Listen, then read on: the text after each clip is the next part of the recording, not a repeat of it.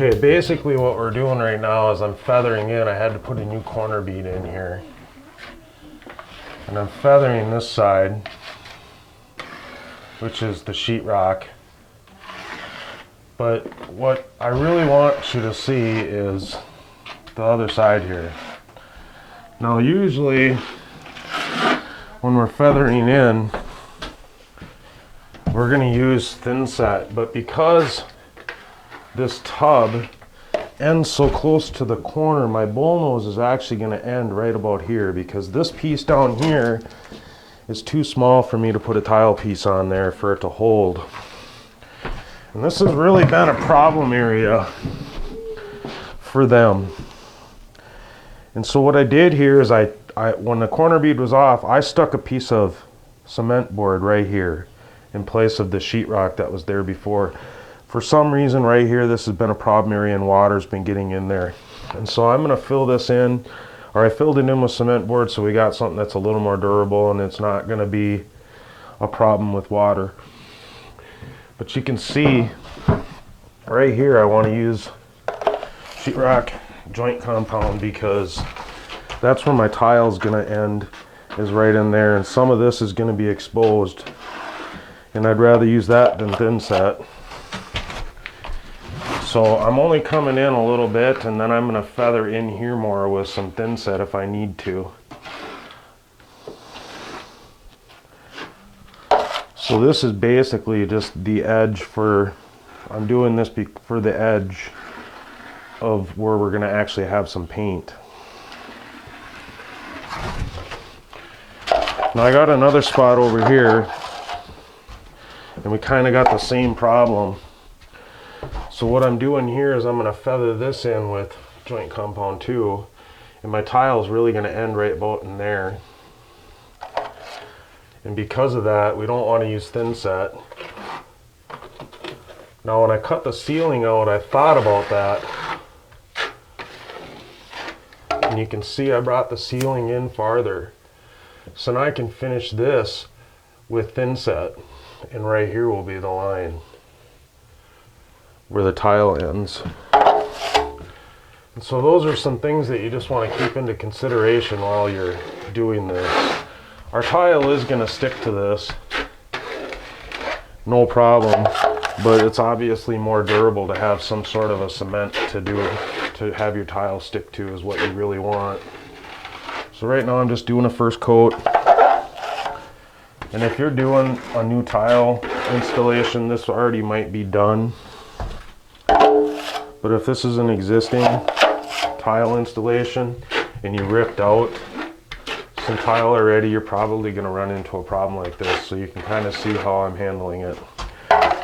Now the rest of this joints we're going to go through in a little bit, and we're going to tape all of these, and we're going to add some thin set to those. So we'll talk about those in a little bit. I just wanted to get my first coat on this so it could dry, and then we'll start working on the floor. And while this is drying, then and when this is done, then we'll go back to the shower here. See also over here that we've got this all drying now, so I'm ready to actually get going on this and the rest of this too. So we're going to probably work in the shower here first, and then we're going to go right over, and you can check out this wall too, how we feathered this in. Now this needs more work on this side, but for the most part it's all ready to go. We got a few coats on here now. It needs to be cleaned up a little bit, but really it's ready to go. Okay, now what we're going to do is we're going to go around and we're going to check to see how square our walls are. Now I did go through before we even put the cement board up, and I noticed that this wall right here actually has a pretty good dip in it. Now I could have went in and I could have shimmed this out, but one of the reasons why I didn't is because it starts at the tub and it works its way back up and it stops right about here. And so for me to make that type of shim there, it would have been a little more difficult, but it could have been done. So what I'm going to do is I'm going to show you a method that we can use to fill this in with some thin set and catch that back up, so we got a nice square wall here. And you want to make sure that you go around all of the edges and do this. But before we even do that, what we're going to do is we're going to add some of this tape. This is just what this is it's a tape that you use, and you can You can see we already put it on here. It's similar to what you'd use with sheetrock joints, but this is actually made for cement board. So you basically just get it in the corner like you normally would if you've done any sheetrocking before and taping. It's self-sticking, so it sticks in there nicely. We're going to kind of just go through and get it in the joint.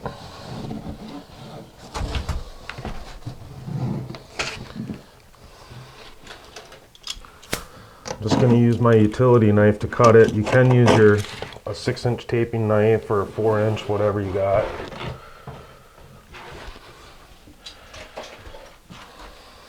And then I'll do these center joints. Just kind of keep going around and getting this all filled in. And now we're going to go over some of this and fill it. Now we did do these joints right here, these cross joints. I don't want to do too much to these because I don't want to put a hump in the wall. So I'm going to show you a method that I use that I think that you will find to be a pretty easy method. Just make sure you go around. You can kind of see we already went around and did everything. I got one more spot up here in the ceiling that we didn't get. It's the same thing. Just go down it and get it in there nicely.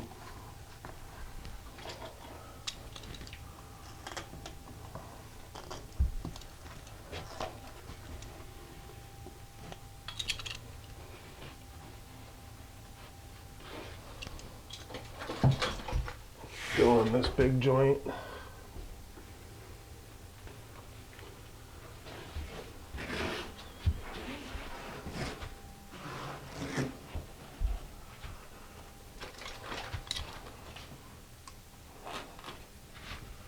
I already got some in there, so I don't want to go all the way. Okay, we're going to mix up some thin set and get rolling here.